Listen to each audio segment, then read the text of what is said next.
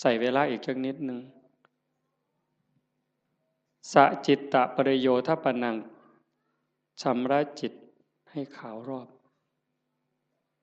จากการละบาปมาบำเพ็ญบุญกุศลให้หลายๆเป็นเครื่องรอเลี้ยงเป็นเครื่องจูงจิตจูงใจยกจิตยกใจแล้ว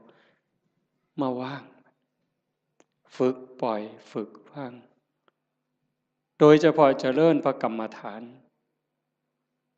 หัดให้กายกับใจทำงานอันเดียวกันเมื่อกายกับใจทำหน้าที่อันเดียวกันอยู่ในอารมณ์ปัจจุบันหรือปัจจุบันธรรมเนี่ยจิตเราจะวางจากอารมณ์ข้างนอกธรรมะเป็นอากาลิโกปฏิบัติได้ให้ผลได้ไม่จำกัดการนี่คือความพิเศษพุทธศาสนาไม่มีเสื่อมไม่เคยเสื่อมแล้วก็จะ